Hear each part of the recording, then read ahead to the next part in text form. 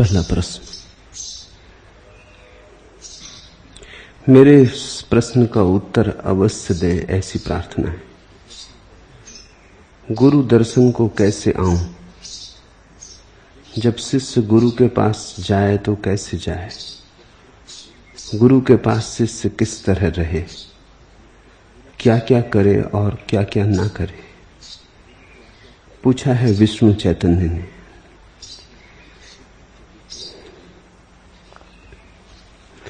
शिष्य का अर्थ होता है जिससे सीखने की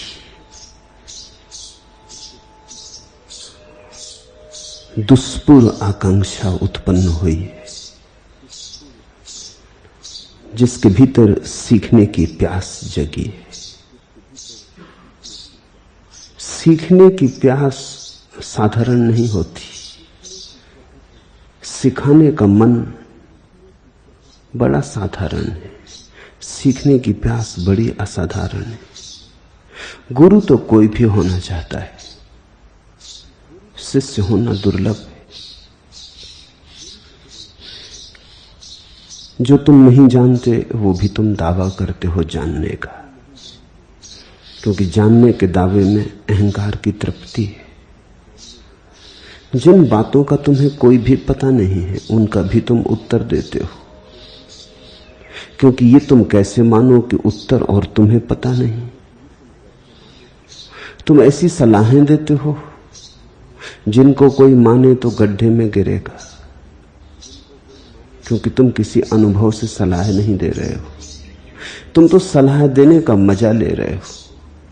देखा लोगों को सलाह देने में कैसा मजा लेते, फंस भर जाओ उनके चंगुल में, और हर कोई सलाह देने को उत्सुक है। वो तो अच्छा है कि लोग सलाह लेते नहीं। दुनिया में सबसे ज्यादा दी जाने वाली चीज सलाह है और सबसे कम ले जाने वाली चीज भी सलाह है। कौन सुनता है, कौन लेता है? अच्छा है कि लोग लेते नहीं, अन्यथा लोग पागल हो जाएं। सलाह देने वाले इतने हैं, मार्गदर्शक इतने हैं। सीखने की इच्छा अति दुर्लभ है, क्योंकि सीखने की इच्छा का अर्थ हुआ यह स्वीकार कि मुझे मालूम नहीं, यह स्वीकार कि मैं अज्ञानी हूं, यह स्वीकार कि मैं समर्पित होने को तैयार हूं, कि मैं भिक्षा की झोली फैलाने को राजी हूं। बेशर्म भिक्षा की झोली फैलाने की हिम्मत से कोई शिष्य बनता है।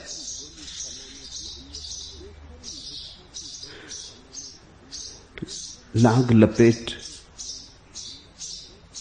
संकोच, शर्म सब छोड़कर कोई शिष्य बनता है। शिष्य बनने का अर्थ है कि मेरा सारा अतीत व्यर्थ था, गलत था, इसे मैं स्वीकार करता हूं। कल एक इटालियन युवती ने संन्यास लिया। वो केवल भूली भटकी 2-4 दिन के लिए यहां आ गई, घूमती रही पूरे देश में, गई बहुत आश्रमों में, बहुत सत्संगों में, भूली भटकी, किसी ने बता दिया तो यहां आ गई। आज ही उसे वापस लौटना है। वो कल बड़े हृदय से रोने लगी और उसने कहा कि मुझे बड़ी अड़चन में डाल दिया। पूछा मैंने, क्या अड़चन है? उसने कहा, अड़चन यह है कि ये 3 दिन संकट के हो गए, ना आती तो अच्छा था, क्योंकि इन 3 दिन ने मुझे बता दिया कि अब तक जो मैं जानती थी वो सब गलत है, और अब तक जो मैं ठीक सोचती थी ठीक है वो बिल्कुल ठीक नहीं, कुछ और ही ठीक है। अब तुमने मुझे मुश्किल में डाल दिया और मुझे लौट के आना पड़ेगा। अब मैं जा रही हूं सिर्फ आने के लिए। शिष्यत्व का जन्म हो गया। जिस क्षण तुम्हें पता लगता है कि मेरा सारा अतीत व्यर्थ था, कूड़ा करकट था, बहुत कठिन है ये स्वीकार करना, क्योंकि अतीत यानी तुम्हारा अहंकार। जो तुमने अब तक किया, सोचा, समझा, उसी पर तो तुम्हारा अहंकार खड़ा है। वो ठीक था तो अहंकार खड़ा हो सकता है, वो सब गलत था। जिस क्षण तुम्हें दिखाई पड़ता है कि मेरा अतीत सारा का सारा एक अंधेरी रात था, उस क्षण तुम शिष्य बनते हो। यहां यह भी ख्याल रख लेना, तुम ये मत सोचना कि हम शिष्य बन सकते हैं क्योंकि अतीत में कुछ बातें गलत थी वो हम मानते, कुछ बातें ठीक थी वो हम मानते। ऐसा होता ही नहीं। या तो तुम गलत होते हो या तुम ठीक होते हो। कुछ बातें ठीक और कुछ बातें गलत, ऐसा होता ही नहीं। ये जो सत्य की खोज है, यहां समझौते नहीं चलते। सत्य कोई समझौता नहीं है। अगर तुम ठीक थे तो ठीक थे, अगर गलत थे तो गलत थे। यह भी अहंकार की तरकीब है कि अहंकार कहता हां कुछ बातें हमारे जीवन में गलत रही, उनको ठीक कर लेंगे, ऐसे बाकी जीवन तो सब ठीक ही है। तो तुम्हारे जीवन में क्रांति कभी ना होगी, सुधार हो सकता है। और सुधार की आकांक्षा शिष्य की आकांक्षा नहीं। शिष्य की आकांक्षा तो महाक्रांति के लिए है। शिष्य तो कहता है कि मैं अपने पूरे अतीत से स्वयं को विच्छिन्न कर लेना चाहता हूं। मैं चाहता हूं कि फिर से मेरी शुरुआत हो। मैं चाहता हूं कि फिर काखागा से शुरुआत हो। मैं चाहता हूं कि फिर से मेरा जन्म हो। यही शिष्य की आकांक्षा है। एक जन्म हुआ था मां से, पिता से, अब मैं चाहता हूं सद्गुरु से जन्म हो। एक जन्म था शरीर का, अब मैं अपनी आत्मा का जन्म चाहता हूं। बड़ी हिम्मत चाहिए। यहां तक भी तुम राजी हो जाते हो। मेरे पास लोग आते हैं, वो कहते हैं हाँ हमारे जीवन में कुछ गलत बातें हैं, लेकिन सभी गलत नहीं है। इसे तुम फिर से सोच लो। अगर तुम गलत हो तो कुछ ठीक और कुछ गलत हो नहीं सकता। सभी गलत होगा, क्योंकि जो तुमसे निकला है, जो तुम्हारी मूर्छा से निकला है, वो संयोगवशात ठीक मालूम पड़े ठीक हो नहीं सकता। तुमने भला दान दिया हो, मगर तुम्हारे दान में भी लोभ होगा। अगर तुम लोभी हो तो तुम कहोगे लोभ तो बुरा है, लेकिन मैंने एक मंदिर बनाया, एक मस्जिद बनाई, एक गुरुद्वारा बनाया, ये तो बुरा नहीं हो सकता। लेकिन मैं तुमसे कहता हूं मंदिर बनाओ, मस्जिद बनाओ, गुरुद्वारा बनाओ, अगर तुम लोभी हो तो तुम्हारे मंदिर में भी लोभ ही होगा। होगा परलोक का लोभ, होगा स्वर्ग पाने का लोभ, मगर लोभ ही होगा। लोभी से दान नहीं हो सकता। लोभी दान भी करता है तो वहां उस दूसरे किनारे पर 1000 गुना पाने की आकांक्षा में करता है। ये भी दान रहा, सौदा हो गया। दान का मतलब होता है हम बेशर्त देते। दान का मतलब होता है देने में मजा है इसलिए देते। देने में मजा अभी और यही है इसलिए देते। दान का मतलब हुआ आगे इससे कोई संबंध नहीं, आगे हम इसके संबंध में कोई प्रतिकार नहीं चाहते, कोई पुरस्कार नहीं चाहते। देने में मजा आया इसलिए दिया है। अब देने से कोई और फल मिलना चाहिए तो फिर लोभ आ गया। लोभ का मतलब होता है फल की आकांक्षा, फलाकांक्षा। दान का अर्थ होता है फलाकांक्षा शून्य, देना, देने का मजा, देने का आनंद। तुमने किसी को दिया और अगर धन्यवाद की भी आकांक्षा रखी तो दान भ्रष्ट हो गया। तुमने अगर लौट के ये भी देखा कि इस आदमी ने शुक्रिया कहा या नहीं कहा, तुम सोचने लगे बाद में कि ये भी कैसे अपात्र को दे दिया कि उसने धन्यवाद भी ना दिया। एक ज़ेन फकीर के पास एक आदमी हजारों स्वर्ण असरफियां लेके आया। उसने बड़े जोर से असरफियों का थैला पटका। उनकी खनखनाहट पूरे मंदिर में गूंज गई। लोग ऐसे ही दान देते। खनखनाहट की आवाज। उस फकीर ने जोर से कहा कि झोला धीमे से नहीं रख सकते। वो आदमी थोड़ा हैरान हुआ क्योंकि वो करोड़पति था, उस गांव का सबसे धनपति था, और ये फकीर, और वो देने आया है। धन्यवाद के तो बात दूर रही है, उससे कहता झोला शांति से नहीं रख सकते। पर उसने कहा आप सुने महाराज, मैं लाखों रुपए लाया हूं आपको भेंट करने। उसने कहा ठीक। मगर उसने धन्यवाद भी न दिया। वो जरा धनपति बेचैन होने लगा। उसने कहा, महाराज कुछ तो कहें। उसने कहा, कुछ क्या कहना है, मुझको तुम धन्यवाद दो और जाओ। वो धनपति बोला, ये जरा सीमा के बाहर की बात हो गई। धन्यवाद मैं आपको दूं और जाऊं, मतलब? तो उन्होंने कहा, दान स्वीकार कर लिया, इसकी दक्षिणा ना दोगे? तुम्हारा दान स्वीकार कर लिया इसलिए धन्यवाद ना करोगे? तुम्हारा दान इनकार भी किया जा सकता था, फिर क्या करते? तो या तो धन्यवाद दो या उठा लो झोला, जाओ अपने घर, फिर दोबारा इस तरफ मत आना। दान का अर्थ ही ये होता है। इसलिए तुमने देखा, हिंदू दान देते हैं फिर दक्षिणा देते। दक्षिणा का मतलब है धन्यवाद कि आपने स्वीकार कर लिया। दान दक्षिणा के बिना अधूरा रह जाता।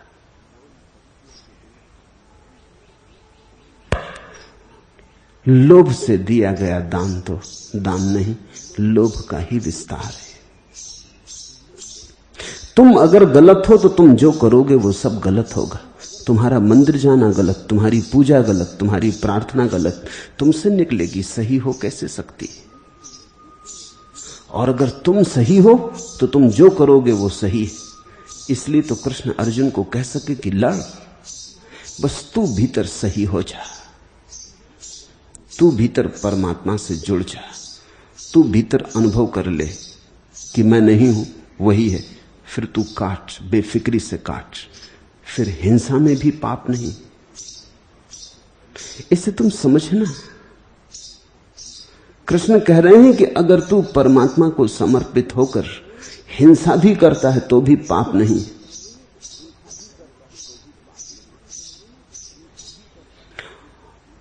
और अगर मैं तुमसे कह रहा हूं, लोभ की आकांक्षा से तुम दान भी करते हो तो पाप है। तुम्हारी प्रार्थना में अगर मांग है तो पाप हो गया। तुम्हारी प्रार्थना अगर सिर्फ अहोभाव की अभिव्यक्ति है तो पुण्य हो गया। पूछा है, गुरु दर्शन को कैसे आऊं? जब शिष्य गुरु के पास जाए तो कैसे जाए? गुरु के पास शिष्य किस तरह रहे, क्या क्या करे और क्या क्या ना करे? पहली बात, आंतरिक शिष्यता को जन्म दे।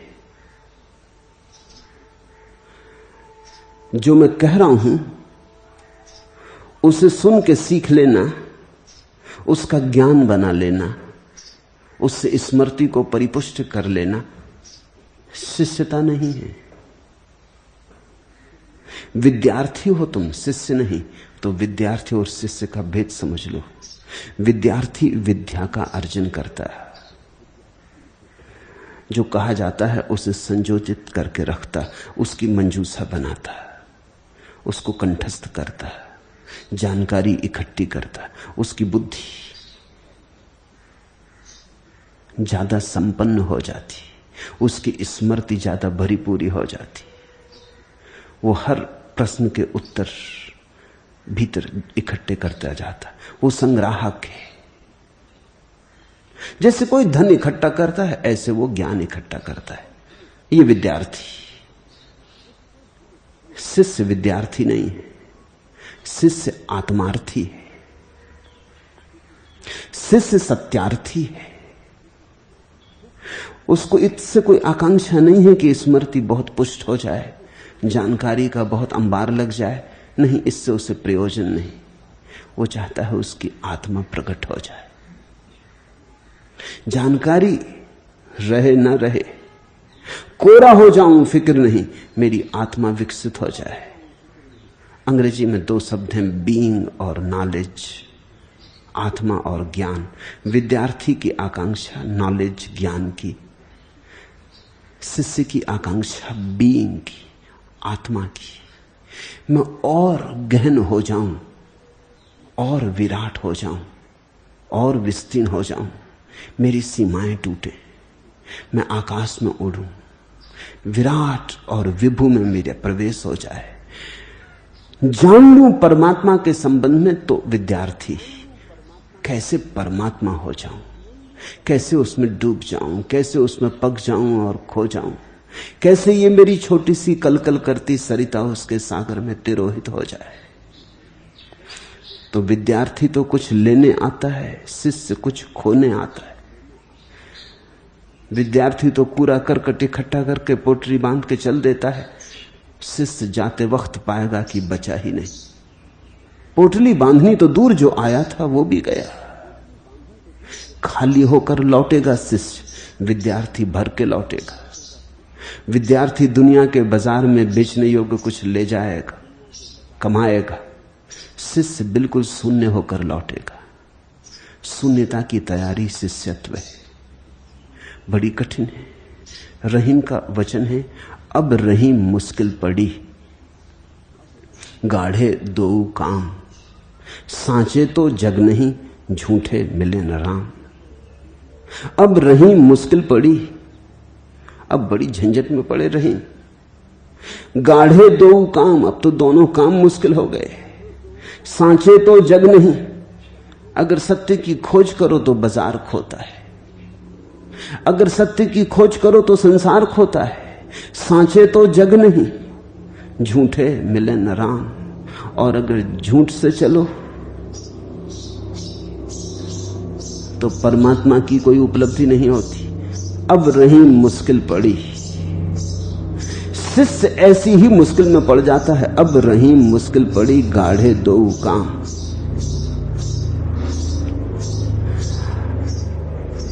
अगर अपने को खोता है तो परमात्मा मिलता है, लेकिन अपने को खोने में वो सब खो जाता है जिसे हम संसार कहते हैं।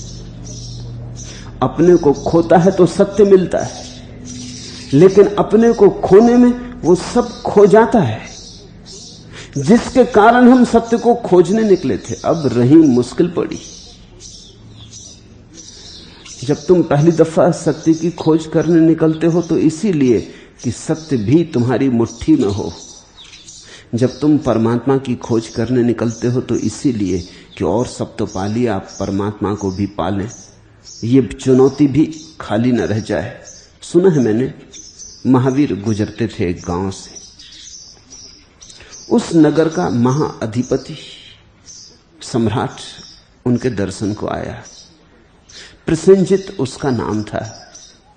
उस सम्राट ने कहा, प्रभु सब है मेरे पास, मगर इधर आपने एक अड़चन कर दी, ध्यान ध्यान ध्यान। इससे मन में एक बेचैनी रहती। सब है मेरे पास, ये ध्यान भर की कमी अखरती। इसके कारण ऐसा लगता है कि कुछ कम है। ये ध्यान मुझे चाहिए।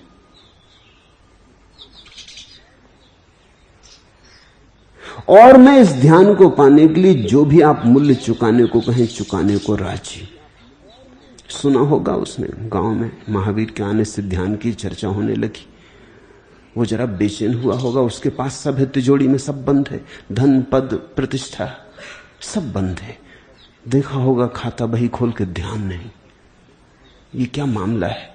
लोग ध्यान की बात करने लगे, गांव में कुछ लोग ध्यानी भी होने लगे, कुछ लोग ध्यान की मस्ती में भी चलने लगे, कुछ लोगों की आंखों में ध्यान का नशा भी दिखाई पड़ने लगा। ये मामला क्या है? वो थोड़ा बेचैन हो गया। उसने महावीर से कहा, मैं सब कुछ करने को तैयार हूं, जो भी कीमत हो चुका दूंगा। महावीर थोड़े मुश्किल में पड़े। इस पागल प्रसेनजित को क्या कहें? ये कोई कीमत चुकाने से मिलने वाली बात नहीं। थोड़े झिझके होंगे, इसको उत्तर क्या दें, क्योंकि कहीं ये अकारण दुखी ना हो। ये बात ही मूढ़तापूर्ण पूछ रहा है, लेकिन सम्राट है। ये बात ही व्यर्थ पूछ रहा है।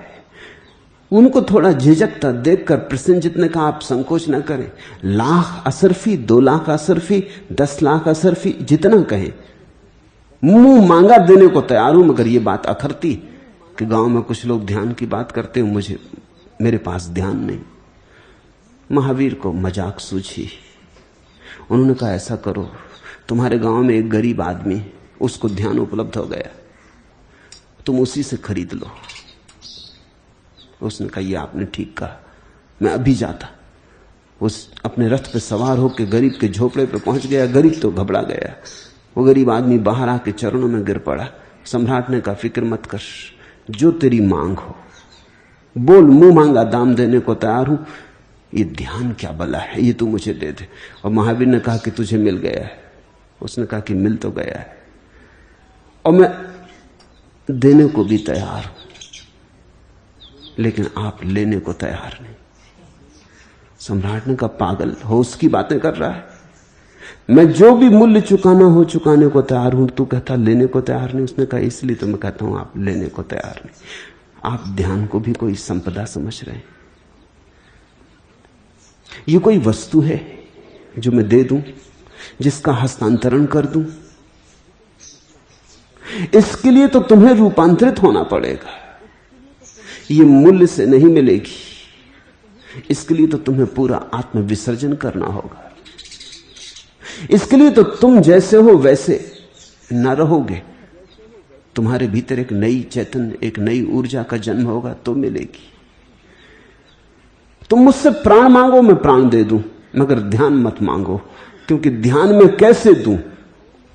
प्राण मांगो, देने को तैयार हूं, अभी यहीं छुरा मारूं, मर जाऊं, तुम्हारे लिए सब निछावर कर दूं। तुम सम्राट हो, इस गांव के मालिक हो, मैं गरीब आदमी सदा तुम्हारी सेवा में रहा हूं। प्राण ले लो तो तैयार हूं, लेकिन ध्यान कैसे दूं? प्राणों में छुरी भुक जाए तो प्राण चले जाते, ध्यान में छुरी भोंकने का भी उपाय नहीं। इसलिए तो कृष्ण कहते हैं, नैनम छिदंती शस्त्राणि, उसे शस्त्र भी नहीं छेद पाते, उसे आग भी नहीं जला पाती। उस अवस्था की खोज में जब तुम निकलते हो शुरू में, तो तुम्हें ठीक ठीक पता भी नहीं होता तुम क्या खोजने निकले हो। तुम तो उसको भी ऐसे ही खोजने निकलते हो जैसे तुम और चीजों को खोजने निकलते हो। वो भी एक महत्वाकांक्षा होती। वो तो धीरे धीरे गुरु के सत्संग में तुम्हें अनुभव होगा कि ये तो महत्वाकांक्षा छोड़ने से मिलेगा ध्यान, महत्वाकांक्षा का हिस्सा नहीं हो सकता। आते तुम किसी और कारण से हो, लेकिन आने के बाद धीरे धीरे धीरे धीरे तुम्हें पता चलता है कि तुम्हारा आने का कारण ही गलत था। अब रहीम मुश्किल पड़ी, गाढ़े दो काम, सांचे तो जग नहीं, झूठे मिले न राम। शिष्य ऐसी दुविधा में पड़ जाता है। इधर पुकारता है गुरु, दूर शिखरों की पुकार, अनंत का आकर्षण, थोड़ी थोड़ी झलकें भी मिलनी शुरू हो जाती, थोड़े थोड़े रस बूंद भी बरसने लगती, थोड़ी थोड़ी बरखा भी होती। और उधर संसार और जन्मों जन्मों का वासनाओं का बल और जोर, पुकारती हुई काम वासना, पुकारता हुआ अहंकार, वे सब चीखते पुकारते हैं कि कहां चले। अब रहीम मुश्किल पड़ी, गाढ़े दो काम, और शिष्य बीच में झूल जाता। तो तुम मुझसे पूछते हो कि गुरु दर्शन को कैसे आऊं? गुरु दर्शन को आने का एक ही अर्थ होता है, अपने को मिटाने की तैयारी। गुरु को देखना चर्म चक्षुओं की बात नहीं। मेरे पास जब कोई शिष्य आता है तब वो ऐसी आंखें लेके आता है कि मैं उसे दिखाई पड़ता हूं।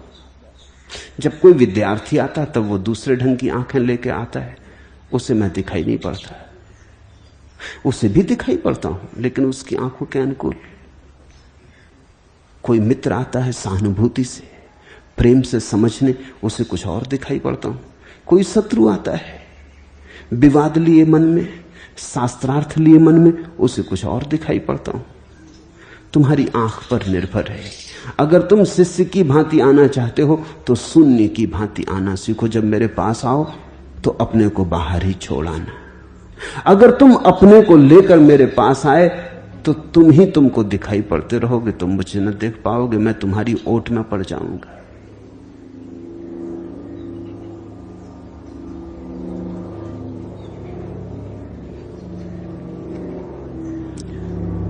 जब तुम अपने को रख कर आओगे बाहर, ऐसे आओगे जैसे एक शून्य आया, एक कोरे कागज की तरह आओगे, तब तुम मुझे देख पाओगे। तब उस संबंध की घटना घटेगी जिसको गुरु शिष्य का संबंध कहें। तब एक सेतु निर्मित होता है। प्रीतम छवि नैनन बसी, पर छवि कहां समाए, भरी सराय रहीम लखी, पथिक आप फिर जाए। और जब तुम मुझसे भरने लगोगे, प्रीतम छवि नैनन बसी, शिष्य और गुरु का संबंध तो अथाह प्रेम का संबंध है, ज्ञान का संबंध नहीं, प्रेम का संबंध, बुद्धि का संबंध नहीं, हृदय का संबंध। तुम्हारे विचार मुझसे मेल खाते हैं, उससे थोड़ी तुम मेरे शिष्य हो जाओगे। तुमसे मेरे विचार मेल खाते हैं इसलिए तुम मेरे साथ खड़े हो। कल अगर तुमसे मेरे विचार मेल ना खाए तो फिर तुम मुझसे अलग हो जाओगे। बहुत लोग मेरे पास आए हैं और बहुत लोग मेरे पास से चले गए। आए थे तो उन्हें लगा उनके विचार मेल खाते, असल में वो मेरे साथ ना थे, उन्हें लगा कि मैं उनके साथ, मेरे विचार उनसे मेल खाते हैं। वो केंद्र रहे, मेरे विचारों ने उनकी पुष्टि की, वो बड़े प्रफुल्लित हुए। लेकिन जब उन्हें पता लगा कि मेरे सभी विचार उनसे मेल नहीं खाते, तब अड़चन शुरू हो गई।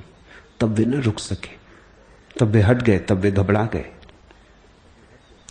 तुम्हारे विचार अगर मुझसे मेल खाते हैं इसलिए तुम यहां हो, तो तुम ज्यादा से ज्यादा एक अनुयायी हो, शिष्य नहीं। शिष्य तो वही है जो कहता है सोचो, छोड़ो विचार की बात, दिल से दिल मेल खाता है।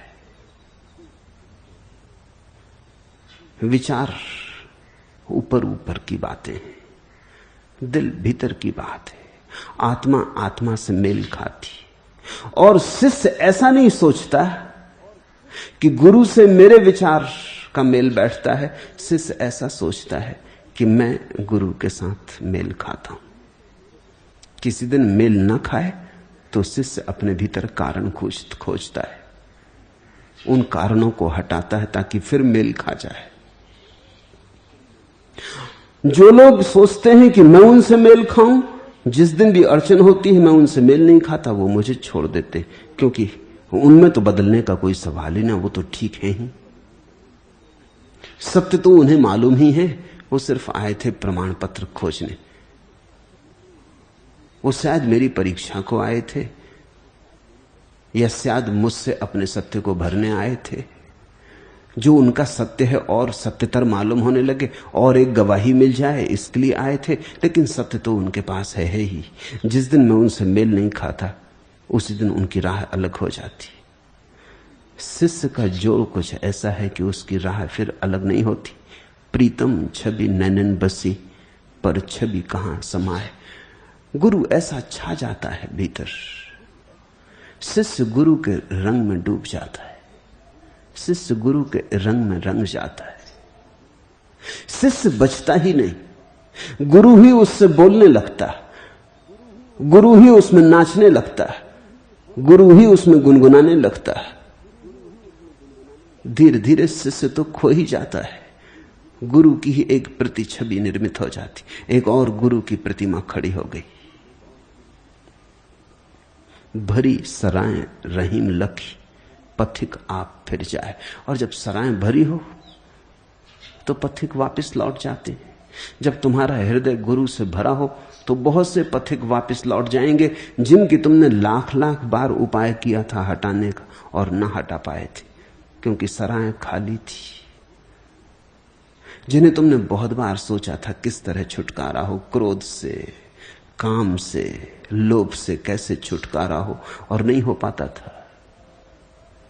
जब तुम भीतर भर जाते हो गुरु से, अचानक तुम पाते हो बहुत सी बातें जो छूटती नहीं थी, छूट गई, बिना चेष्टा के छूट गई, गिर गई। भरी सराय रहीम लखी, पथिक आप फिर जाए। गुरु के पास होने का अर्थ है मृत्यु के पास होना। मरने की तैयारी चाहिए।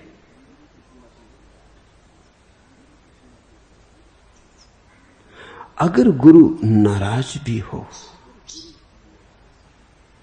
तो भी शिष्य जानता है गुरु नाराज तो नहीं हो सकता, ऐसा तो असंभव है। तो ये भी कोई उपाय होगा। गुरुजीएफ ऐसा करता था, अपने शिष्यों पर कभी इस तरह पागल होकर नाराज हो जाता था, अकारण, कोई कारण भी समझ में नहीं आता था। बहुत से लोग तो उससे हट जाते थे, लेकिन जो टिके रह गए उनके जीवन में उसने बड़ी क्रांति ला दी। धीरे धीरे समझे राज कि वो नाराज क्यों हो जाता है। वो नाराज हो के सिर्फ तुम्हें एक मौका देता है कि देखो अब मैं नाराज। तुम नाराज गुरु के साथ रुक सकते हो। प्यारे प्यारे के साथ तो रुकने में क्या कठिनाई है, कोई भी रुक जाए। मीठे मीठे के साथ रुकने में तो क्या अड़चन है, कोई भी रुक जाए। गुरुजीएफ कहता, जब मैं कड़वा होता हूं तब भी तुम मेरे साथ रुक सकते हो। अगर तुम मेरे कड़वेपन में भी मेरे साथ रुक सकते हो तो ही रुके। और जो गुरु के कड़वेपन में साथ रुक गया उस पर गुरु का अमृत बरस जाता है। गुरु के पास होना एक सतत साधना है। इस जगत में बहुत साधनाओं के रूप है, लेकिन गुरु के पास होने से बड़ी कोई साधना नहीं है। इसलिए तो हमने सत्संग की बड़ी महिमा कही है। गुरु के पास होने की महिमा इतनी है जिसका कोई हिसाब नहीं। शास्त्र तो मुर्दा है, तुम लाख पढ़ो तुम अपने ही अर्थ निकाल लोगे। शास्त्र तो तुम्हें नहीं बदल सकता, तुम शास्त्र को जरूर बदल सकते हो, क्योंकि शास्त्र क्या करेगा। तुम जो अर्थ चाहोगे वही अर्थ निकाल लोगे। तुम्हारा अर्थ तुम शास्त्र के ऊपर छाप दोगे, तुम्हारी व्याख्या शास्त्र पर सवार हो जाएगी। जीवित गुरु के ऊपर तुम अपनी व्याख्या नहीं थोप सकते। जीवित गुरु पारे की भांति होता है। तुमने मुट्ठी बांधी कि वो हटा वहां से, तुम्हारी मुट्ठी नहीं बंधने देता, तुम्हारी पकड़ में कभी आता भी नहीं, क्योंकि उसकी सारी चेष्टा यही है कि तुम्हारी पकड़ छूट जाए, पकड़ने की आदत छूट जाए। उसकी सारी चेष्टा यही कि तुम्हारी मुट्ठी बंध न रहे, खुल जाए। उसकी सारी चेष्टा यही कि तुम्हारे सब तनाव पकड़ने के, आसक्ति के, राग के विसर्जित हो जाएं। तो वो आलंबन नहीं बनता तुम्हारे पकड़ के लिए, वो तुम्हारा आश्रय भी नहीं बनता, बार बार वो हट जाता है। जैसे ही तुम उसे अपना आश्रय और सुरक्षा मानने लगते हो, अचानक वो हट जाता है, धड़ाम से तुम जमीन पर गिरते हो।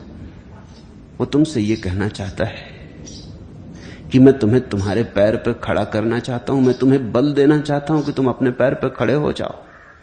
तो गुरु नाराज भी हो तो शिष्य नहीं देखता कि गुरु नाराज। उसकी जफा जफा नहीं, उसको न तू जफा समझ। गुरु की निर्दयता, उसकी कठोरता कठोरता नहीं है, उसकी जफा जफा नहीं, उसको न तू जफा समझ। हुस्न ए जहां फरेब की ये भी कोई अदा समझ। अगर प्रेम है तो ये भी गुरु के सौंदर्य का एक ढंग। ऐसा हुआ, नाम तुमने सुना होगा नंदलाल बोस का, भारत के बड़े चित्रकार। वो अवनींद्रनाथ ठाकुर के शिष्य थे। अवनींद्रनाथ ठाकुर रविन्द्रनाथ के चाचा थे,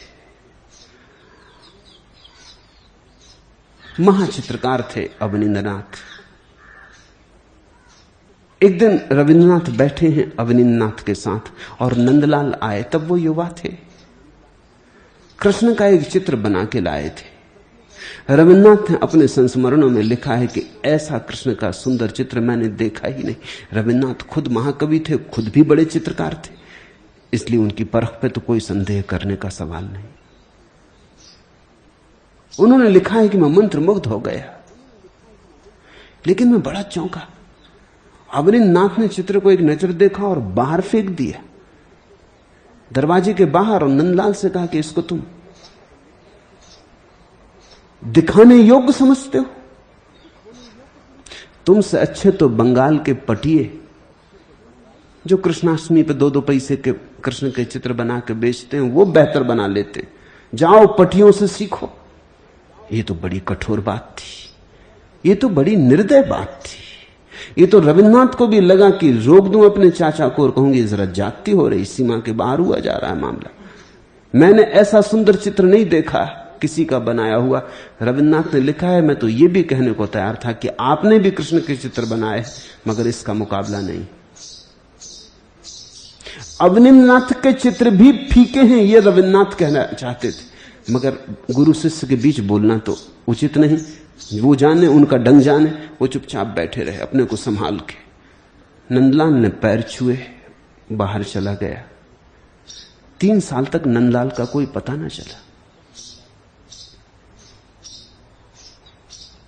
अवनींद्रनाथ बड़ी चिंता से उसकी प्रतीक्षा करते, खबरें भी भेजी, लोगों को भी कहा कहां गया, क्या हुआ।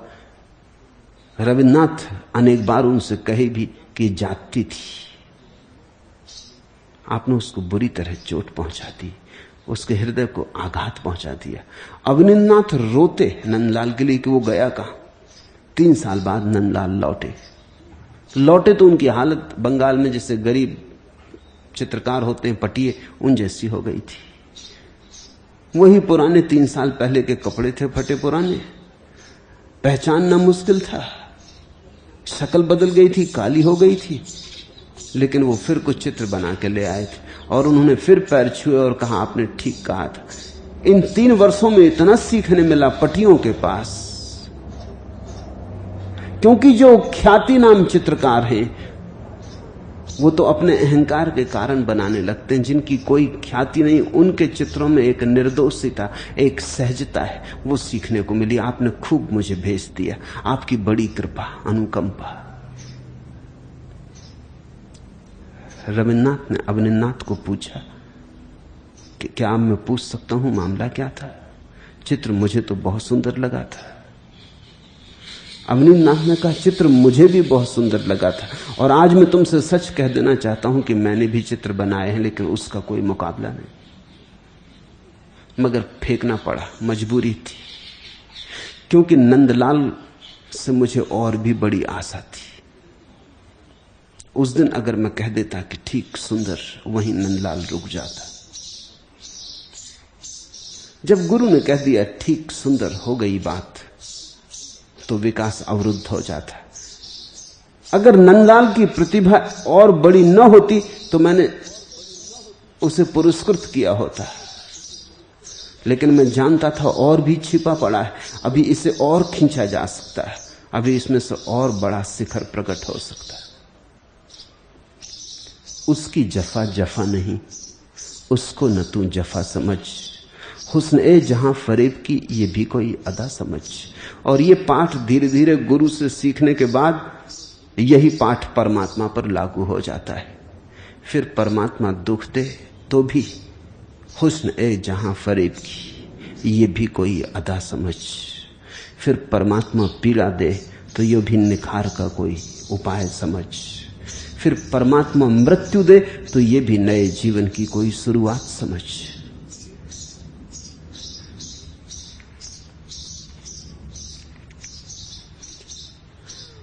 गुरु के पास जैसा घटे उसे हंस हंस के स्वीकार कर लेने की कला शिष्यत्व है।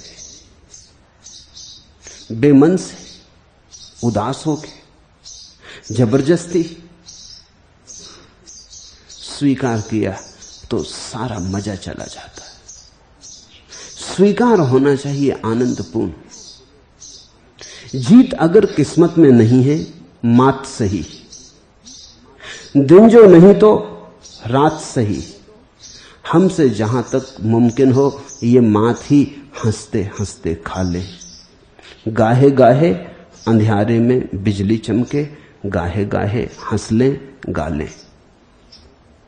गुरु के पास कैसी ही अंधेरी रात हो,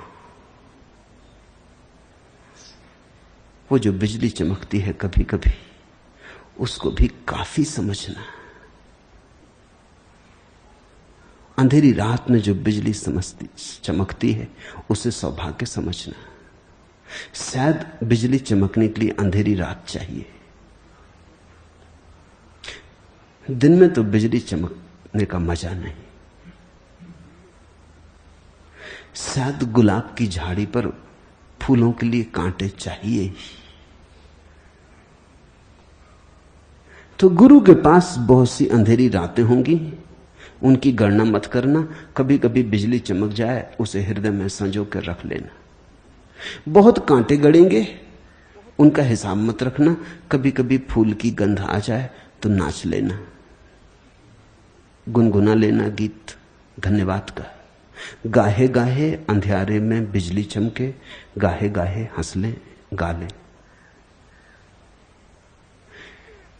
शिष्य का अर्थ है जिसने किसी में परमात्मा को देखना शुरू किया। यह बड़ी असंभव बात है, इसलिए दूसरों को तो बड़ी कठिनाई होती है। तुमने देखा, तुम अगर किसी स्त्री के प्रेम में पड़ गए तो प्रेम में पड़ते ही वो स्त्री इस जगत की सबसे सुंदर स्त्री हो जाती। फिर क्लियोपेत्रा फीकी, फिर मर्लिन मनरो फीकी, फिर सारी दुनिया की सुंदरतम स्त्रियां उसके मुकाबले कुछ भी नहीं। अतीत फीका, भविष्य फीका, बस एक स्त्री केंद्र हो जाती। तुम्हारा सौंदर्य उसके भीतर दिव्यता को उभार देता, प्रकट कर देता। और यह केवल प्रेम की कल्पना नहीं है। प्रत्येक व्यक्ति इतना ही सुंदर है, प्रेमी देख पाता, सभी देख नहीं पाते। जब किसी व्यक्ति के प्रति तुम्हारे मन में गुरु का भाव उदय होता है तो तुम्हारे पास एक नई देखने की दृष्टि खुलती। वो व्यक्ति तुम्हारे लिए परमात्मा हो गया। इसे तुम दूसरों के सामने सिद्ध ना कर पाओगे, सिद्ध करना भी मत। ये कोई सिद्ध करने की बात भी नहीं। जैसे तुम प्रेमी से नहीं पूछते कि सिद्ध करो कि तुम्हारी जो प्रेयसी है वही दुनिया की सबसे सुंदर स्त्री है, तुम इस तरह के वक्तव्य क्यों देते हो? तुम क्यों कहते हो कि यही स्त्री दुनिया की सबसे सुंदर स्त्री? इसे सिद्ध करो, प्रमाण जुटाओ, वैज्ञानिक, तार्किक। तुम उससे नहीं कहते, तुम कहते हो पागल है, प्रेम में पागल है। शिष्य भी प्रेम में पागल है। और किसी स्त्री का या किसी पुरुष का सौंदर्य तो क्षणभंगुर है। शिष्य एक ऐसे प्रेम में पागल है जो क्षणभंगुर नहीं, एक ऐसी अनुभूति से आंदोलित हुआ है जो शाश्वत है, जो समय की धारा से प्रभावित नहीं होती। समय आता है, जाता है। एक ऐसी श्रद्धा का जन्म हुआ है शिष्य में जो रूपांतरित नहीं होती, जो स्थिर है। श्रद्धा अगर है तो कभी पतित नहीं होती, और अगर पतित होती तो इतना ही जानना कि थी ही नहीं। तुमने समझा था कि है लेकिन थी नहीं, भ्रांत रही होगी, प्रतीति रही होगी, आभास रहा होगा। किसी व्यक्ति में परमात्मा की प्रतीति होने लगे,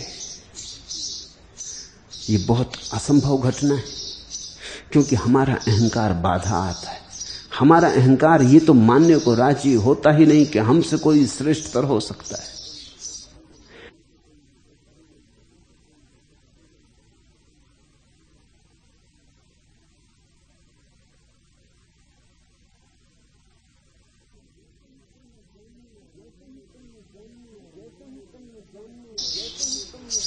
जैसे ही तुम ये जानने और मानने में उतरने लगते हो कि हमसे कोई श्रेष्ठतर है, हमसे कोई महानतर है, हमसे कोई विभु और प्रभु है, हमसे कोई ऊपर है, वैसे ही तुम्हारा अहंकार विसर्जित होने लगता है। और जिस दिन तुम्हारा अहंकार विसर्जित हो जाता है, एक दिन तुमने जिस परमात्मा को गुरु में देखा था, उसी परमात्मा को एक दिन तुम अपने में भी देख पाते हो। जिस घटना की शुरुआत गुरु पर हुई थी, उस घटना का अंत शिष्य पर होता है। ये महानतम क्रांति है। इस क्रांति के लिए बड़ा संवेदनशील चित्त चाहिए। गुरु के पास कैसे आए, किस ढंग से उठें बैठे, संवेदनशील हो। कोई अपने प्रेमी के पास कैसे जाता,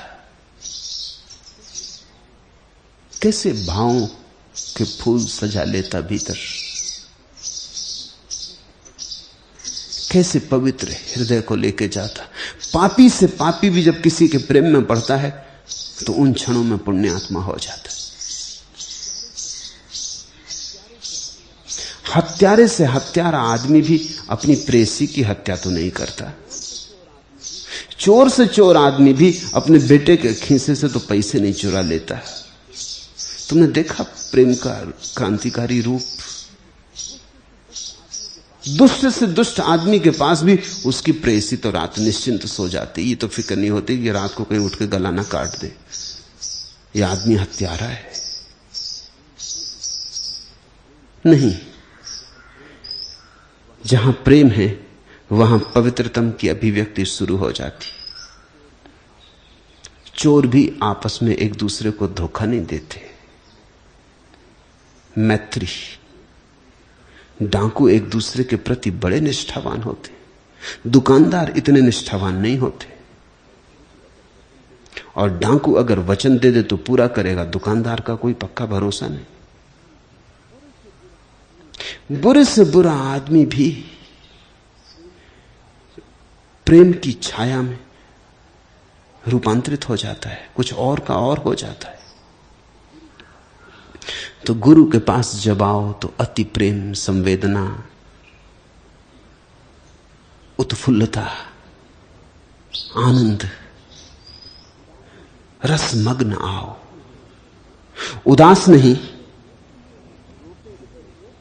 रोते नहीं। अगर रोते हुए भी आओ तो तुम्हारे आंसुओं में आनंद हो, शिकायत नहीं। डब डबाया है जो आंसू यह मेरी आंखों में, इसको तेरे किसी एहसान की दरकार नहीं। जो इबादत भी करे और शिकायत भी करे, प्यार का है वह बहाना तो मगर प्यार नहीं। जो इबादत भी करे और शिकायत भी करे, जहां इबादत है वहां शिकायत कैसी। जो इबादत भी करे और शिकायत भी करे, प्यार का है वह बहाना तो मगर प्यार नहीं। गुरु के पास इबादत से भरे हुए आओ। गुरु के पास ऐसे आओ जैसे मुसलमान जब मस्जिद में जाता है। गुरु के पास ऐसे आओ जब हिंदू जब मंदिर में जाता है, कि सिख गुरुद्वारे में जाता है। गुरु के पास ऐसे आओ जैसे कि तुम साक्षात परमात्मा के पास जा रहे हो, उतने ही पवित्र प्रसूनों से भरे। तो क्रांति घटेगी, क्योंकि घटना तो तुम्हारे भाव से घटने वाली है। पत्थर की मूर्ति के साथ भी घट सकती है अगर भाव गहन हो, और जीवित परमात्मा के साथ भी नहीं घटेगी अगर भाव मौजूद ना हो।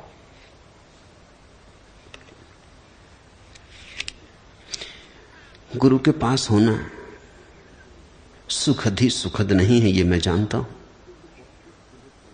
क्योंकि बहुत कुछ तुम्हें तोड़ना पड़ता है, तोड़ने में पीड़ा होती। तुम्हें मिटाना पड़ता है, मिटाने में दर्द होता। तुम्हें निखारना पड़ता, तुम्हें जलाना पड़ता, आग से गुजारना पड़ता। ये सब सुखद स्थितियां नहीं। लेकिन शिष्य एक परम आशा से भरा होता कि ये विध्वंस निर्माण के मार्ग पर है, कि ये मिटाना बनाने की तैयारी है। जैसे हम एक पुराने मकान को गिराते तो भी हम प्रफुल्लित होते हैं, क्योंकि नए मकान को बनाने के लिए जगह तैयार कर रहे हैं। जब तुम पुराने मकान को गिराने लगते हो तो तुम रोते थोड़ी, तुम प्रसन्न होते हो कि चलो घड़ी आ गई, नए बनाने की सुविधा हो गई। कोई दूसरा तुम्हारे मकान को आके तोड़ने लगे तो तुम प्रसन्न ना होगे, क्योंकि तुम तब सिर्फ विध्वंस ही देखोगे। दोनों हालतों में घटना तो एक ही है, मकान तोड़ा जा रहा है। बनने वाली बात तो भविष्य की है, बने न बने, कल आए ना आए, कल सूरज निकले न निकले, किसको पता है। आज संभावना दिखती है, कल संभावना न रह जाए, किसको पता है। टूटने की बात तो दोनों में एक सी है, लेकिन एक में तुम दुखी हो, एक में तुम प्रसन्न हो, एक में तुम्हारा हृदय उत्साह से भरा, एक में तुम मुर्दे की तरह खड़े हो। सब निर्भर करता है इस बात पर कि विध्वंस सृजन के लिए हो रहा या सिर्फ विध्वंस के लिए हो रहा। गुरु के पास बहुत कुछ टूटेगा, बहुत कुछ क्या, सब कुछ टूटेगा। तुम फिर से बिखेर के बनाए जाओगे, तुम्हें खंड खंड किया जाएगा ताकि फिर से तुम्हारे संगीत को जमाया जा सके।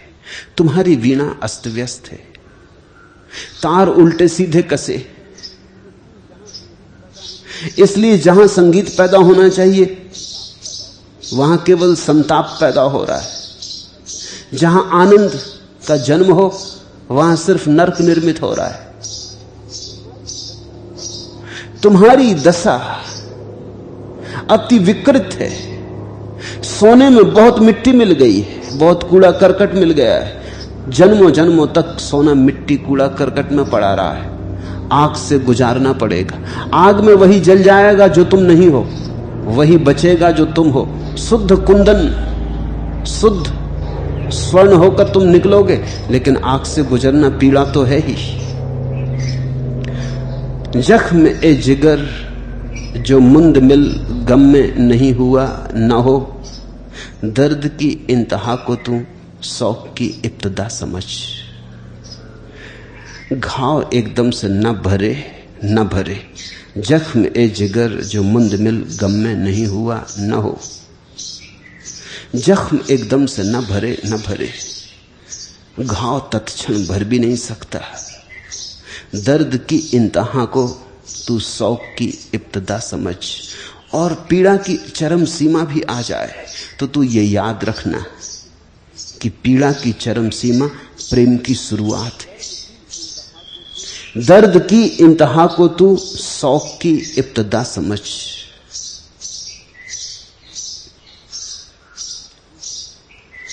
साधारणता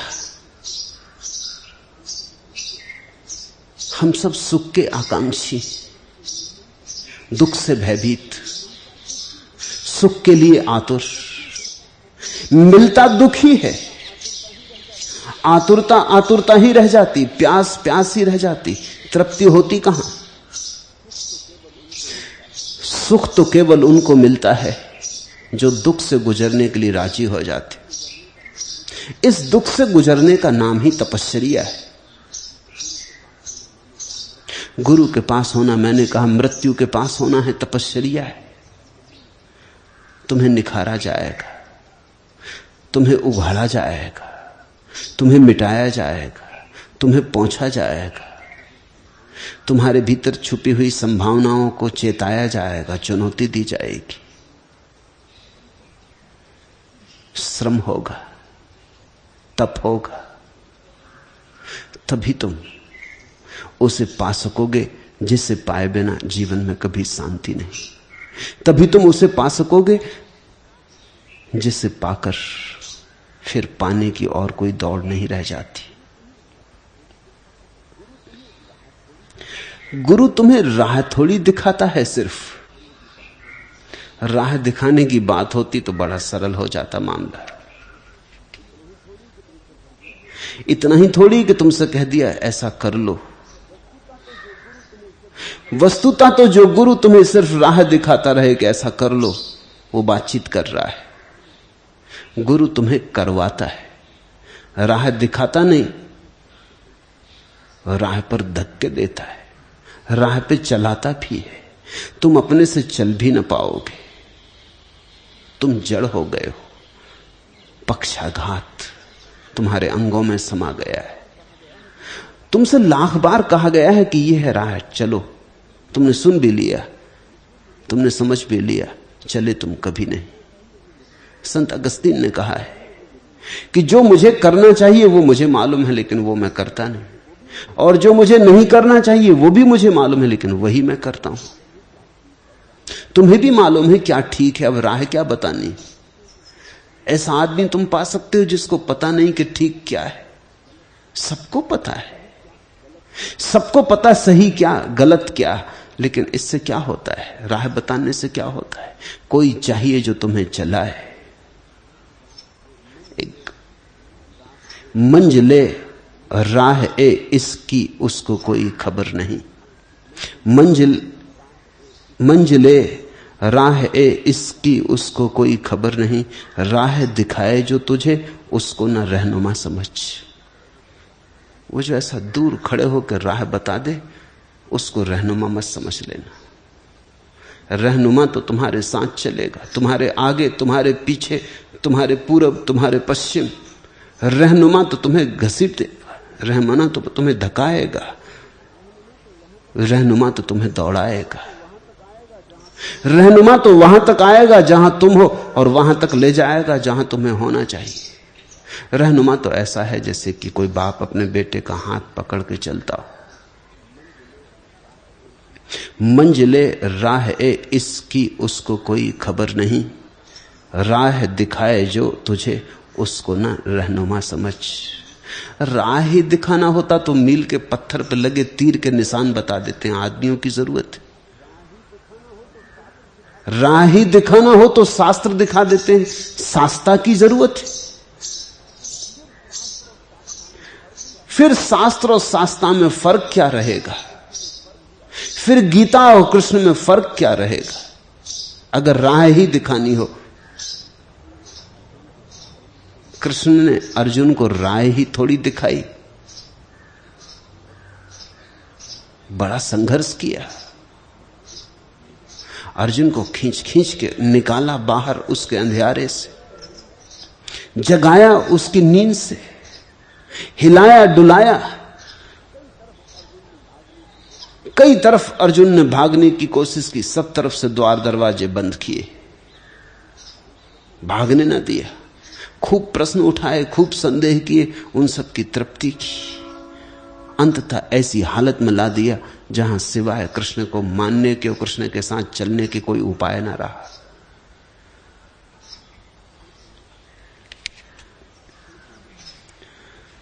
क्षण होंगे निराशा के, क्षण होंगे दुख पीड़ा के, और विष्णु चैतन्य ऐसे ही क्षणों में से गुजर रहा, डमाडोल,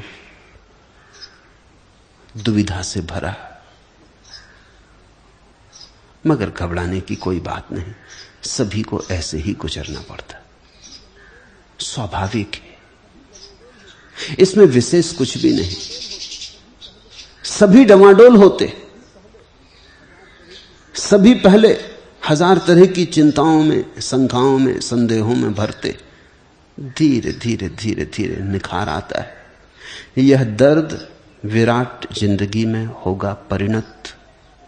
है तुम्हें निराशा, फिर तुम पाओगे ताकत। उन अंगुलियों के आगे कर दो माथा नत, जिनके छू लेने भर से फूल सितारे बन जाते हैं ये मन के छाले। ओ मेजों की कोरों पर माथा रखकर रोने वाले, हर एक दर्द को नए अर्थ तक जाने दो, हर एक दर्द को नए अर्थ तक जाने दो। दर्द दर्द ही नहीं है, दर्द नए अर्थ की शुरुआत है। जैसे किसी स्त्री को बच्चा पैदा होता तो बड़ी प्रसव की पीड़ा होती, वो प्रसव की पीड़ा से घबरा जाए। अभी 2-4 साल पहले इंग्लैंड में एक बहुत बड़ा मुकदमा चला। एक फार्मेसी ने, एक दवाइयों को बनाने वाले कारखाने ने एक दवा इजाद की, सामक दवा, जो प्रसव की पीड़ा को दूर कर देती। स्त्रियां उसे ले लें तो प्रसव की पीड़ा नहीं होती, बच्चा पैदा हो जाता। लेकिन उसके बड़े घातक परिणाम हुए। बच्चे पैदा हुए अपंग, अंधे, लंगड़े, लूले।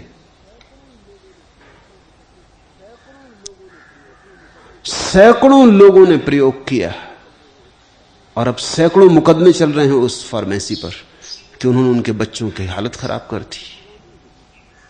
मां को तो पीड़ा नहीं हुई, लेकिन जिस जहर ने मां की पीड़ा छीन ली, उस जहर ने बच्चे को विकृत कर दिया। वो जिसको हम प्रसव की पीड़ा कहते हैं,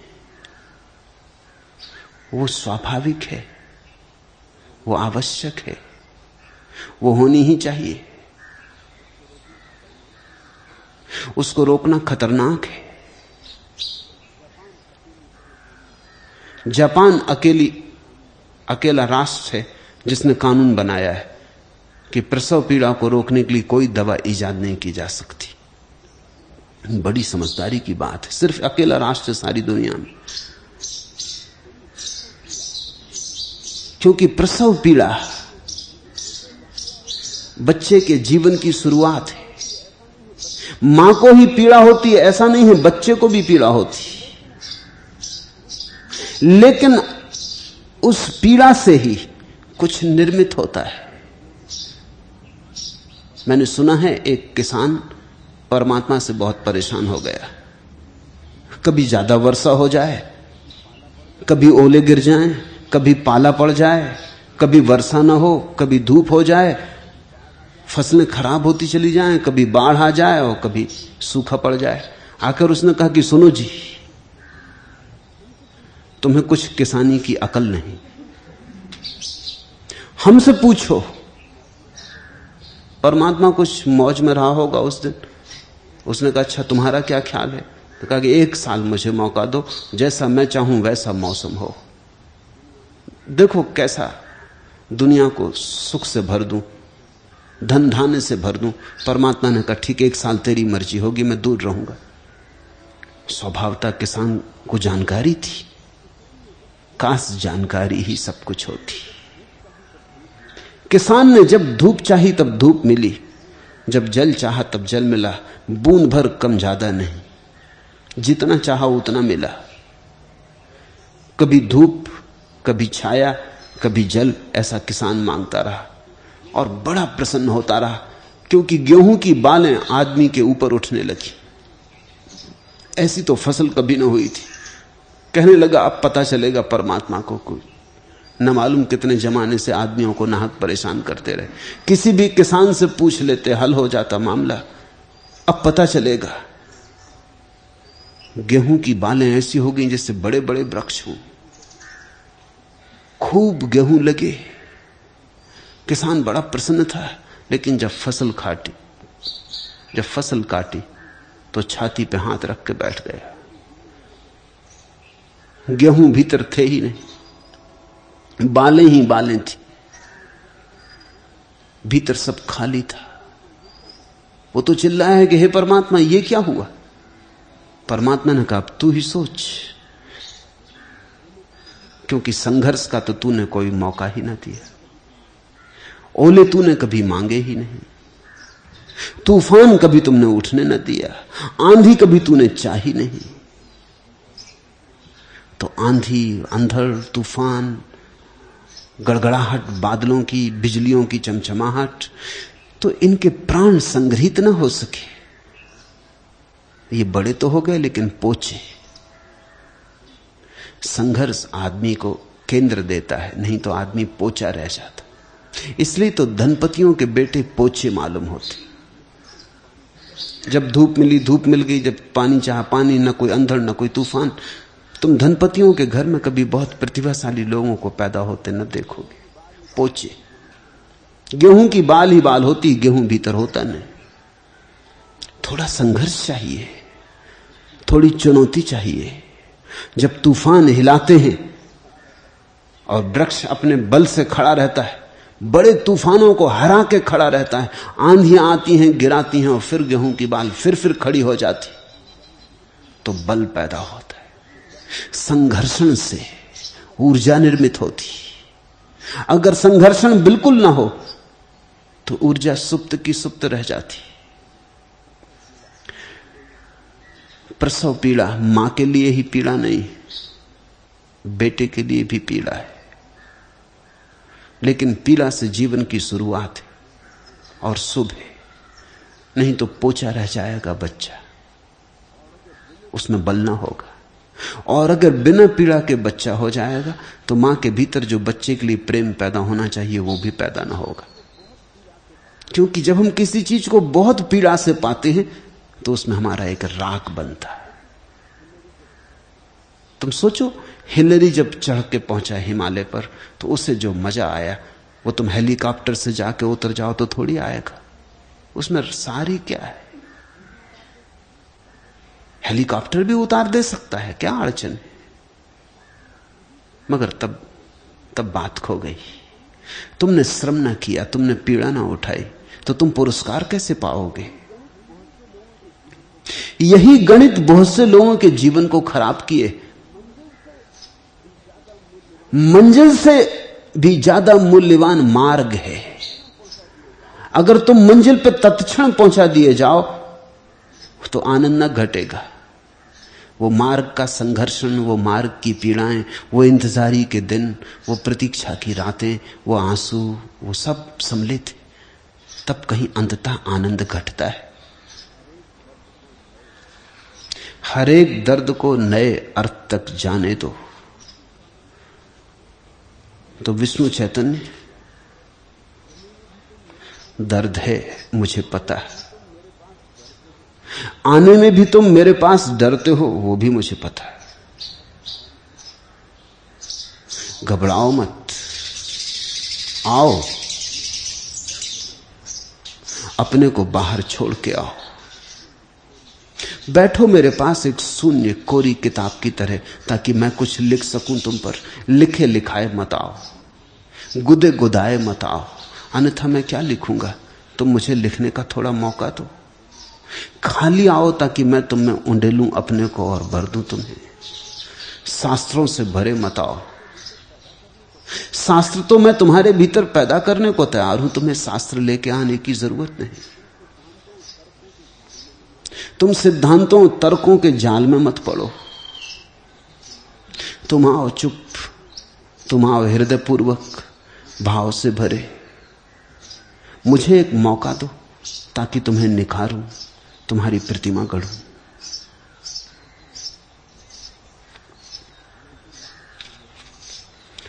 दूसरा प्रश्न, मैं तो लाख यतन कर हारियो, अरे हां राम रतन धन पायो। पूछा है अजित सरस्वती ने। ऐसा ही है, आदमी का यत्न कुछ काम नहीं आता, अंततः तो प्रभु कृपा ही काम आती। मगर प्रभु कृपा उन्हें मिलती है जो यत्न करते। अब जरा झंझट हुई, विरोधाभास हुआ, समझने की कोशिश करना। प्रभु तो उन्हें ही मिलता है जो प्रभु कृपा को उपलब्ध होते हैं, लेकिन प्रभु कृपा को वही उपलब्ध होते हैं जो अथक प्रयत्न करते। प्रयत्न से प्रभु नहीं मिलता, लेकिन प्रभु कृपा प्रयत्न से मिलती, फिर प्रभु कृपा से प्रभु मिलता है। तो दुनिया में दो तरह के लोग हैं। एक तो हैं वे जो कहते हैं हम अपने प्रयत्न से ही पाके रहेंगे, हम तुझसे प्रसाद नहीं मांगते। ये बड़े अहंकारी लोग हैं। ये कहते हैं हम तो खुद ही पाके रहेंगे, हम मांगेंगे नहीं, हम मांगने वालों में नहीं, हम भिखमंगे नहीं, हम तो छीन झपट के लेंगे। ये तो ईश्वर पे आक्रमण करने वाले लोग हैं। ये तो बैंड बाजा लेके और मसाले लेके और हमला करते। ये तो छुरे भाले लेके ईश्वर पे जाते हैं, तो आक्रामक है। इनको प्रभु कभी नहीं मिलता, और जब इनको नहीं मिलता तो ये कहते हैं प्रभु है नहीं, होता तो मिलना चाहिए था। यही तो विज्ञान की चेष्टा है। विज्ञान आक्रामक है, बलात्कारी है, जबरदस्ती जीवन के रहस्य को खोल देना चाहता है। जैसे कोई किसी फूल की कली को जबरदस्ती खोल दे, सब खो जाता है उस जबरदस्ती खोलने में, फूल का सौंदर्य ही नष्ट हो जाता है। ये जीवन का रहस्य जब अपने से खुलता है, जब तुम प्रतीक्षा करते हो, मौन प्रार्थना करते हो, शांत भाव से बैठते हो और प्रभु को एक मौका देते हो कि खुले। तुम जल्दबाजी नहीं करते, तुम आग्रह नहीं करते, तुम कहते नहीं कि बहुत देर हो गई, मैं कितना यत्न कर चुका, अब खुलो। तुम कोई शर्त नहीं बांधते, तुम कोई सौदा नहीं करते। तुम कहते जब तुम्हारी मर्जी हो खुलना, मैं राजी हूं, मैं तैयार हूं। तुम मुझे पाओगे मौजूद, इस जन्म में, इस जन्म में, अगले जन्म में, अगले जन्म में। जल्दी मुझे कुछ नहीं। तो एक तो वे लोग हैं जो आक्रमण करते हैं, वे तो कभी नहीं पाते। फिर दूसरे और अति पर दूसरे लोग हैं, वो कहते हैं जब प्रयत्न से मिलता ही नहीं तो क्या करना, जब मिलेगा मिल जाएगा। वो कुछ करते ही नहीं, वो खाली बैठे रहते, वो प्रतीक्षा तक नहीं करते। वो कहते हैं जब करने से कुछ होता ही नहीं, भाग्य का मामला है, जब होना होगा होगा, जब उसकी कृपा होगी होगी। उसकी बिना आज्ञा के तो पत्ता भी नहीं हिलता, वो कहते। ये दोनों ही नासमझ। एक से अति सक्रियता पैदा होती है जो कि रुग्ण और बुखार हो जाती और विक्षिप्तता हो जाती, और एक से अति अकर्मण्यता पैदा होती जिससे सुस्ती और आलस और तामस घिर जाता है। दोनों के मध्य में मार्ग है। प्रयत्न भी करना होगा और प्रसाद भी मांगना होगा। मैं तो लाख यत्न कर हारियो, मगर जल्दी मत हार जाना। लाख यत्न कर हारना। कुछ लोग ऐसे हैं कि यत्न तो करते नहीं, बैठे तो हारे ही नहीं। लाख यत्न कर लेना, जो तुम कर सको पूरा कर लेना, मगर अगर तुम्हारे करने से न मिले तो घबरा के ये मत कहने लगना कि है ही नहीं। वहीं तो ठीक मौका आ रहा था, जब मिलने की घड़ी आ रही थी, उससे चूक मत जाना। जब तुम सब प्रयत्न कर चुको और हार जाओ, हारे को हरिनाम, फिर तुम हरिनाम लेना। उस परम हार में परम विजय फलित होगी। मैं तो लाख यत्न कर हारियो, अरे हां राम रतन धन पायो। बस तुम हारे कि राम रतन धन मिला, इधर हारे उधर मिला। क्योंकि इधर तुम हारे कि तुम मिटे, तुम मिटे कि परमात्मा वर्षा। तुम्हारी मिटने की ही देर थी, लेकिन बिना यत्न किए तुम मिट ना सकोगे। ये विरोधाभासी लगता है, इसलिए मेरे वक्तव्य विरोधाभासी लगते हैं, पैराडॉक्सिकल लगते हैं। ऐसा ही समझो कि कोई आदमी मेरे पास आता है, वो कहता है रात मुझे नींद नहीं आती, अनिद्रा से परेशान हूं, दवाइयां भी काम नहीं देती, अब मैं क्या करूं। उसको मैं क्या कहता हूं? उसको मैं कहता हूं तुम ऐसा करो कि शाम को एक 5-6 मील का चक्कर लगाओ। वो कहता आप क्या कह रहे हैं, ऐसी तो नींद नहीं आती, और 4-5 मील का चक्कर लगाऊंगा तो फिर तो रात भर नींद ना आएगी। मैं उससे कहता हूं तुम फिक्र मत करो, तुम 4-5 मील का चक्कर लगाओ। नींद के लिए जो सबसे जरूरी बात है वो है हार जाना, थक जाना। आज बहुत से लोग अनिद्रा से पीड़ित हैं, पूरब में कम, पश्चिम में बहुत ज्यादा, लेकिन जल्दी ही पूरब में भी हो जाएंगे, क्योंकि पूरब में भी विज्ञान फैलेगा, सुख संपत्ति बढ़ेगी, दारिद्र्य कम होगा, काम कम होगा। पश्चिम में 6 दिन का सप्ताह था, फिर 5 दिन का हो गया, अब 4 दिन के होने की नौबत है। काम मशीन करने लगी है, आदमी के हाथ से काम सब जाने लगा है। जब काम बिल्कुल न बचे तो विश्राम की जरूरत ही पैदा नहीं होती। विश्राम की जरूरत तो तभी पैदा होती है जब अथक श्रम किया गया हो, तो फिर विश्राम की जरूरत पैदा होती। विश्राम एक जरूरत है। तुम खा पी के बैठे हो चुपचाप, कुछ करते मरते नहीं, तो भूख कैसे लगेगी? अब तुम पाचक दवाइयां ले रहे हो, फिर एपेटाइजर ले रहे हो कि भूख लग जाए किसी तरह, और असली बात कर ही नहीं रहे कि तुम वैसे बैठे हो, कुछ हिलो डिलो, चलो फिरो, भोजन पचे, शरीर में श्रम हो तो भूख लगे, श्रम हो तो विश्राम की जरूरत पैदा होती। जो आदमी दिन भर श्रम करता राज मजे से सो जाता है। सम्राटों को भरोसे नहीं आता जब वो भिखमंगों को सड़क पर सोया देखते, ये बड़ा चमत्कार मालूम होता है, क्योंकि वो अपने सुंदरतम गद्दों में, वातानुकूलित स्थानों में, सब तरह की सुख सुविधा के बीच भी रात भर करवटें बदलते, और एक सज्जन है कि वो सड़क के किनारे पड़े हैं, ना कोई तकिया है ना कोई बिस्तर है, झाड़ के नीचे पड़े हैं, झाड़ की जड़ को ही उन्होंने अपना तकिया बना लिया है और ऐसे सो रहे हैं, घुर्रा रहे हैं। भर दोपहरी में पूरा रास्ता चल रहा है और तुम्हें राह के किनारे भिकमंगे सोए मिल जाएंगे, स्टेशन पे पोर्टर सोया हुआ मिल जाएगा, ट्रेनें आ रही हैं जा रही हैं, वो मजे से प्लेटफॉर्म पे सोया हुआ है। तो कुछ है कि सारी सुविधा जुटा ली है और नींद नहीं आती, उनको लगता है बड़ा अजीब सा मामला है। कुछ भी अजीब नहीं, जीवन का गणित समझ में नहीं आया। विश्राम के लिए श्रम चाहिए, जीत के लिए हार चाहिए, प्रसाद के लिए प्रयत्न चाहिए।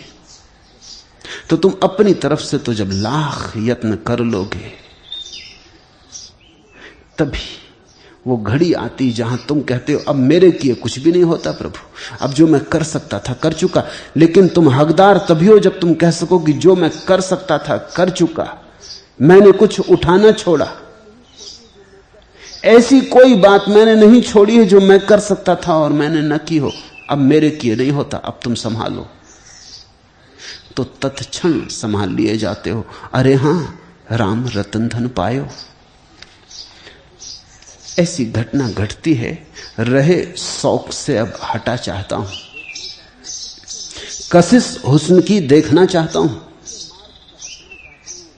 अब मैं इसके मार्ग से हटना चाहता हूं और देखना चाहता हूं कि सौंदर्य का आकर्षण कितना है।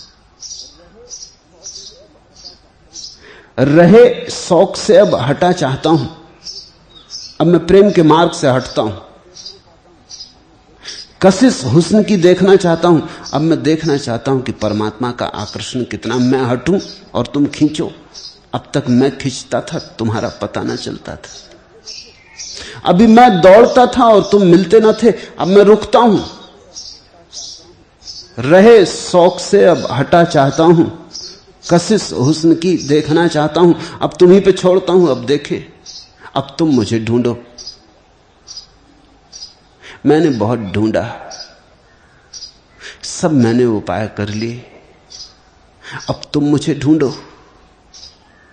अरे हां, राम रतन धन पायो। और जिस दिन तुम हार के बैठ जाते हो, अचानक तुम पाते हो वो सामने खड़ा है। वो सदा से खड़ा था, तुम अपने खोजने की धुन में लगे थे। तुम्हारी धुन इतनी ज्यादा थी कि उसे देख ना पाते थे। तुम्हारी धुन के कारण ही अवरोध पड़ रहा था। इसलिए तो अष्टावक्र कहते अनुष्ठान बाधा है। लेकिन इससे तुम यह मत समझ लेना कि अनुष्ठान करना नहीं, अनुष्ठान तो करना ही होगा, लाख जतन तो करने ही होंगे। जब तुम लाख जतन करके हार जाते हो तो उसका एक जतन पर्याप्त हो जाता है उसकी तरफ से। मगर तुमने अर्जित कर लिया, तुम प्रसाद के योग्य हुए। तुम मुफ्त में नहीं पाते परमात्मा को, तुमने अपने जीवन को समर्पित किया। तुमने सब तरह से अपने जीवन को यज्ञ बनाया।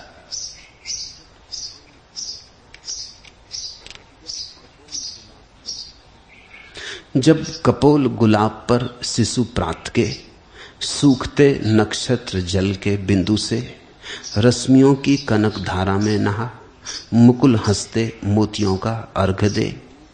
विहग सावक से जिस दिन मूक पड़े थे स्वप्न नीड़ में प्राण, अपरिचित थी विस्मृति की रात, नहीं देखा था स्वर्ण विहान। रश्मि बन तुम आए चुपचाप, सिखाने अपने मधु में गान। अचानक दीवे पलकें खोल, हृदय में वेद व्यथा का बाण, हुए फिर पल में अंतर्धान। ऐसा बहुत बार होगा। तुम्हारे प्रयत्नों से तुम हारोगे, क्षण भर को हार के तुम बैठोगे। अचानक किरण उतरेगी, अचानक नहा जाओगे उस किरण में। अचानक गीत तुम्हें घेर लेगा, अचानक तुम पाओगे किसी और लोक में पहुंच गए। अचानक तुम पाओगे लग गए पंख, उड़ने लगे आकाश में, पृथ्वी के ना रहे आकाश के हो गए। फिर वापस, फिर पाओगे वहीं के वहीं। रश्मि बन तुम आए चुपचाप, सिखाने अपने मधुमेह गान, अचानक दीवे पलकें खोल, हृदय में वेद व्यथा का बाण, हुए फिर पल में अंतर्धान। नींद में सपना बन अज्ञात, गुदगुदा जाते हो जब प्राण, ज्ञात होता हंसने का मर्म, तभी तो पाती हूं यह जान, प्रथम छूकर किरणों की छां, मुस्कुराती कलियां क्यों प्रात। समीरण का छूकर चल छोर, लौटते क्यों हंस हंस कर पात। एक बार तुम्हें प्रभु का संस्पर्श हो जाए तो तुम भी समझ पाओगे। नींद में सपना बन अज्ञात, गुदगुदा जाते हो जब प्राण, ज्ञात होता हंसने का मर्म, तभी तो पाती हूं यह जान, प्रथम छूकर किरणों की छाएं, मुस्कुराती कलियां क्यों प्रात। सुबह सूरज की किरण को छूकर फूल क्यों मुस्कुराने लगते, क्यों अचानक सारी पृथ्वी एक नए आलोक, एक नई ऊर्जा, एक नए प्रवाह से भर जाती जीवन के, क्यों सब तरफ जागरण छा जाता। प्रथम छूकर किरणों की छाएं, मुस्कुराती कलियां क्यों प्रात। समीरण का छूकर चल छोर, लौटते क्यों हंस हंस कर पात। और जब पत्तों से खेलने लगता समीरण, तो पत्ते क्यों मुस्कुराने लगते, क्यों प्रसन्न होने लगते।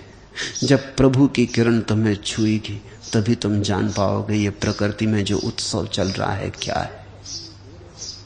ये चारों तरफ जो महोत्सव तुम्हें घेरे है ये क्या है। ये जो अहिर्निश ओंकार का नाद हो रहा चारों तरफ, तुम्हें तभी सुनाई पड़ेगा। लेकिन उसके पहले श्रम तो करना है, लाख जतन तो करने।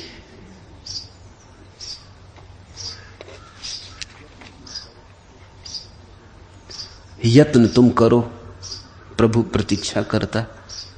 जैसे ही तुम्हारे यत्न का पात्र पूरा हो जाता, प्रसाद बरसता है। प्रसाद को मुफ्त में मत मांगना, अपनी आहुति देनी होती। अपनी आहुति देकर मांगोगे तो ही मिलेगा, और कुछ देने से ना चलेगा। आदमी ने खूब तरकीबें निकाली, फूल तोड़ लेता वृक्षों के, मंदिर में चढ़ा आता। किसको धोखा देते हो? फूल चढ़े ही थे परमात्मा को वृक्षों पर, तुमने उन्हें जुदा कर दिया। फूल ज्यादा जीवित थे वृक्षों पर, ज्यादा परमात्मा के साथ अटखेलियां कर रहे थे, तुमने उन्हें मार डाला। तुम मरे इन फूलों को मरी एक प्रतिमा के सामने रखा है और सोचे कि फूल चढ़ा है, सोचे कि अर्घ हुआ, सोचे कि अर्चना पूरी हुई, प्रार्थना पूरी हुई। जलाए एक मिट्टी का दिया और सोचे कि रोशनी हो गई। इतना सस्ता काम नहीं।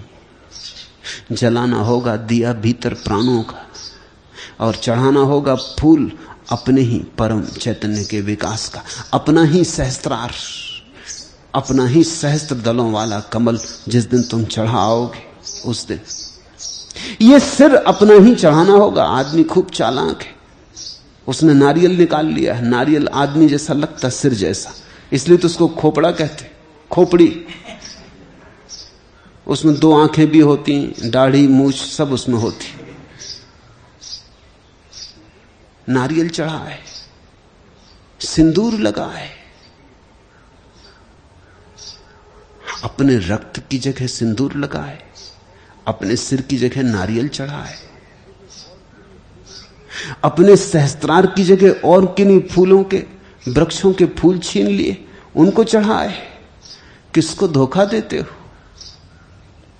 अपने को चढ़ाना होगा, और अपने को चढ़ाने का एक ही उपाय है, मैं तो लाख यतन कर हारियो, अरे हां राम रतन धन पायो।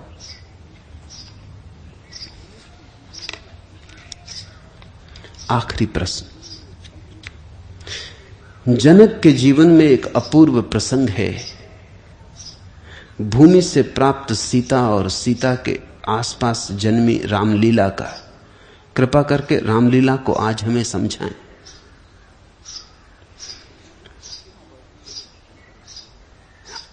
अष्टावर्ग के संदर्भ में और उस सब के संदर्भ में मैं जो तुमसे जो कह रहा हूं, उस कथा का अर्थ बहुत सीधा साफ है। सीता है पृथ्वी, राम है आकाश।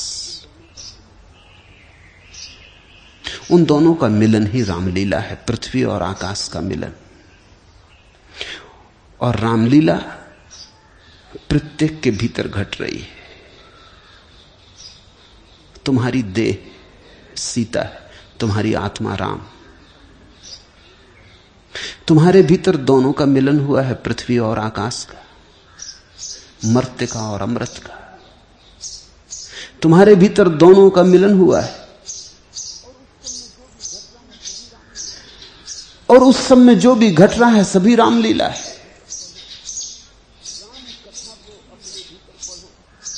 राम कथा को अपने भीतर पढ़ो,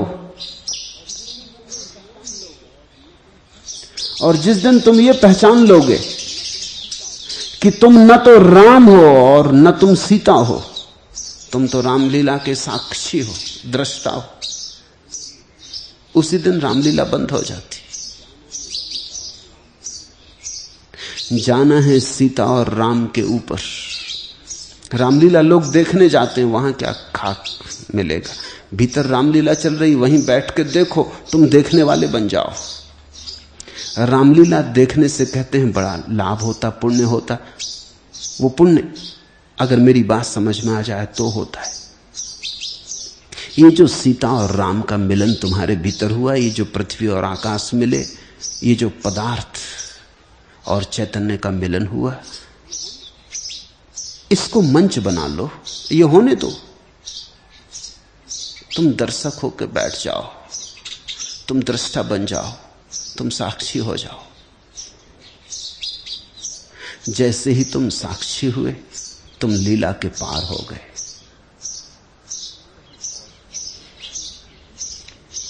कहीं और रामलीला देखने नहीं जाना है।